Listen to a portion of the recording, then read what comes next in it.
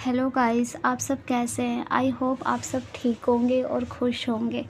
ये मेरा first BL series है जो मैं आपको हिंदी में एक्सप्लेन करूँगी। गाइस, मैं आपसे एक बात शेयर करना चाहती हूँ।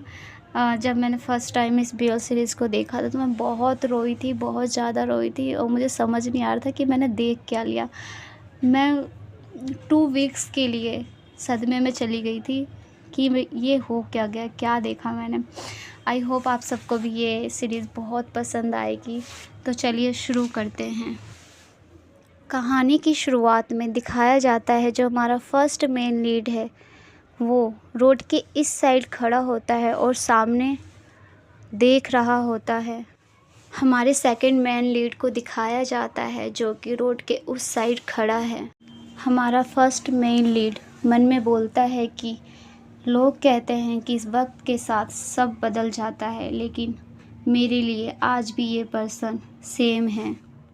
ये स्टोरी 6 साल पीछे चली जाती है जिसमें जो हमारा मेन कैरेक्टर है वो अपना नाम बताते हुए कहता है, हेलो, मेरा नाम शिन है और मैं इस यूनिवर्सिटी में नया हूँ। जब मैं हाई स्कूल में था तो भी वहाँ मेरे कोई ज़्यादा फ्रेंड्स नहीं थे क्योंकि मैं बोलने में ज़्यादा अच्छा नहीं हूँ। शायद मुझे ऐसे ही रहना होगा। शिन बोलता है, कोइंसिडेंस से मेरे 2 क्लोज़ फ्रेंड बन गए।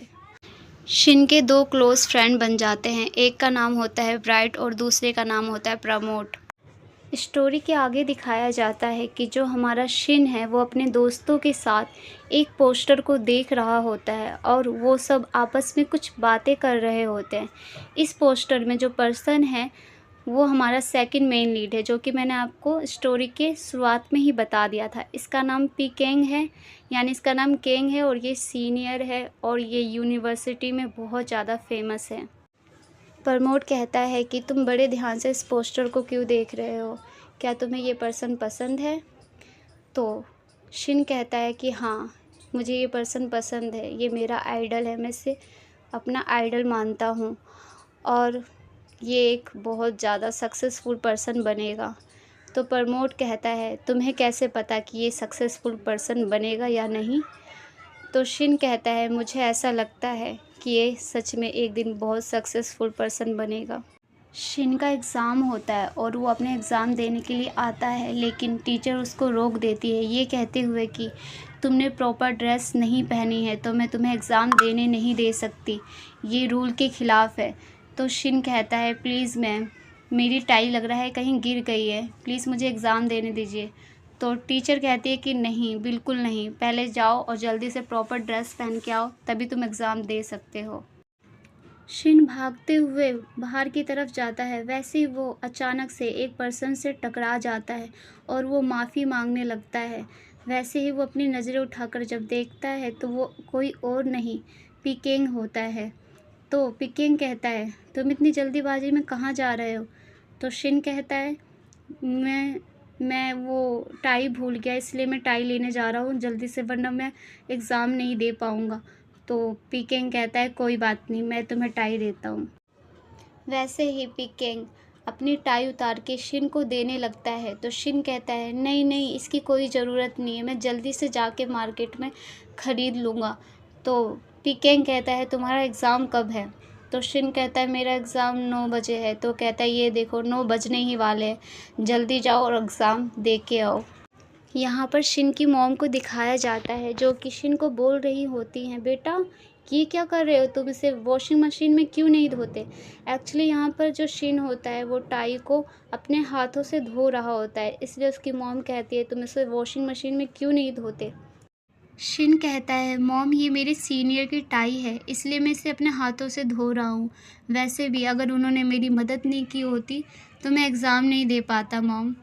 शिन पिकेंग को टाई वापस करते हुए कहता है, थैंक यू सो मच कि आपने मेरी हेल्प की। पिकेंग टाई को स्मेल करते हुए बोलता है, वाह, इसमें से कितनी अच्छी खुशबू आ रही है। पिकेंग पूछता है, और तुम्हारी स्टडी कैसे चल रही है? तो शिन कहता है, एक्चुअली मैं स्टडी में इतना अच्छा नहीं हूँ, मैं किसी भी सब्जेक्ट में ज़्यादा अच्छा नहीं हूँ। तो पिकेंग कहता है कि कोई बात नहीं, मेरे पास कुछ पुराने नोट्स पड़े हैं, मैं वो तुम्हें दे दूँगा। तो शिन कहता है नहीं नहीं, इसकी कोई ज़रूरत नहीं है। तो पिकेंग कहता है क्यों, एक सीनियर एक जूनियर के लिए इतना तो कर ही सकता है। फिर यहाँ पर पिकेंग की फैमिली को दिखाया जाता है जो कि खाना खा रही होती है, और उसी बीच कुछ बातें भी होती हैं जिसमें जो पिकेंग की मॉम है वो कहती है बेटा तुम जिस पोजीशन पे हो उसी पोजीशन पे रहना, तुम उस पोजीशन पे 2 साल से हो और जब तक ग्रेजुएट नहीं हो जाते तुम उसी पोजीशन पे रहोगे। वैसे भी जो तुम इंजीनियरिंग कर रहे हो वो तुम खुद से नहीं करे बल्कि तुमने अपने पापा का ऑर्डर माना है, तुम्हारे पापा को तुम पे प्राउड है। बट जो पिकेंग होता है वो सैड होता है और वो शिन के बारे में सोच रहा होता है। फिर पिकेंग की मॉम बोलती हैं बेटा क्या तुम्हारी कोई गर्लफ्रेंड है? तो पिकेंग कहता है नहीं। तो उसकी मॉम कहती हैं कोई बात नहीं बेटा, जब तुम ग्रेजुएशन कर लोगे ना तो मैं तुम्हारे लिए एक सुंदर सी लड़की लाऊंगी जिससे तुम शादी करोगे, ठीक है। यहाँ साफ पता चलता है कि जो पिकेंग के पेरेंट्स हैं उन्हें पिकेंग की खुशी से कोई मतलब नहीं है बल्कि उन्हें अपने रेपुटेशन और सक्सेस से मतलब है। फिर जाके जो पिकेंग होता है वो अपने कमरे में जाता है और पहली बार वो मुस्कुराता है, खुश होता है, वो स्टाई को देख के खुश होता है और शिन को याद करके वो खुश होता है। शिन को अपने फ़ोन पर किसी अननोन पर्सन का कॉल आता है तो वो देख के कहता है ये किसका नंबर है। फिर वो कहता है हेलो कौन बोल रहा है? तो सामने से एक आवाज़ आती है जो बोलती है कि पहचानो कि मैं कौन बोल रहा हूँ। तो शिन कहता है पिकेंग। तो वो कहता है हाँ मैं पिकेंग बोल रहा हूँ, तुम कल आ रहे हो ना नोट्स लेने? तो वो कहता है हाँ मैं आ जाऊँगा कल। यहाँ पे पिकेंग के दोस्त को दिखाया जाता है जिसका नाम मेन होता है। वो पूछता है शिन के बारे में तो पिकेंग कहता है ये मुझसे नोट्स लेने आया है। तो मेन कहता है कि तुमने हमें तो कभी नोट्स नहीं दिया तो फिर इससे क्यों दे रहे हो? पिकेंग कहता है क्योंकि तुम इसकी तरह क्यूट नहीं हो। ये सुनते ही मैन थोड़ा सा जेलस फील करता है। शिन कहता है आपने जो भी फ़ोटो ली है वो बहुत अच्छी है। तो पिकेंग कहता है क्या तुम्हें फ़ोटो लेना पसंद है? तो शिन कहता है नहीं नहीं मुझे इतना पसंद नहीं है, वैसे भी जो भी मैंने फ़ोटो ली है वो मैंने अपने कैमरे से ली है और मेरा फ़ोन का कैमरा ज़्यादा अच्छा नहीं है। तो पिकेंग कहता है कोई बात नहीं, तुम मुझसे मेरा कैमरा ले सकते हो, इसको यूज़ कर सकते हो तुम। दोनों आपस में बातें कर रहे होते हैं कि अचानक से कोई उनकी फ़ोटो क्लिक कर लेता है। वो कोई और नहीं मैन होता है। तो पिकेंग कहता है मैन तुमने हमारी फ़ोटो क्यों ली? तो मैन कहता है क्योंकि तुम बहुत हैंडसम लग रहे थे इसलिए मैंने फ़ोटो ले ली। फिर शिन बोलता है कि आप मेरे फ़ोटो को कट कर सकते हैं, प्लीज़ आप मेरा फेस कट कर दीजिए, मुझे ये सब पसंद नहीं। मैन कहता है तुम चिंता मत करो, मैं तुम्हारी फ़ोटो को ब्लर कर दूंगा, अब तो ठीक है ना। आगे स्टोरी में दिखाया जाता है कि जो हमारा शिन है वो बैठकर ये सोच रहा होता है कि पता नहीं उन्होंने मेरी फ़ोटो को ब्लर किया होगा कि नहीं। वो बिल्कुल भी नहीं चाहता कि कोई उसके और पिकेंग के बारे में गलत सोचे, इसलिए उसको बहुत चिंता हो रही होती है। आगे दिखाया जाता है कि दोनों साथ में बैठ के कुछ खा रहे होते हैं। तभी जो पिकेंग होता है वो कहता है ये लो मैंने तुम्हारे लिए कट किया है, इसे खा लो। तो जो हमारा शिन होता है वो कहता है नहीं नहीं मैं खुद से कर लूँगा, रहने दो।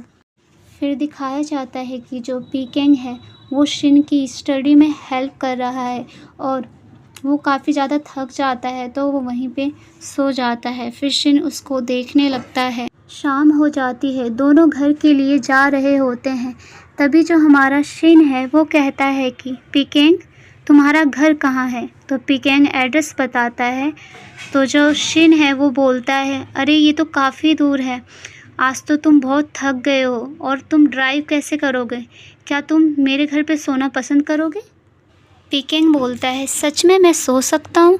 तो शिन बोलता है हाँ बिल्कुल। आगे दिखाया जाता है कि जो शिन है वो पिकेंग को अपने घर ला चुका है और वो अपने पेरेंट्स से इंट्रोड्यूस करवाते हुए कहता है मॉम डैड ये मेरे सीनियर हैं और आज रात को ये मेरे साथ ही रुकेंगे। पिकेंग के आने पर जो शिन के मॉम डैड होते हैं वो काफ़ी ज़्यादा खुश नज़र आ रहे होते हैं।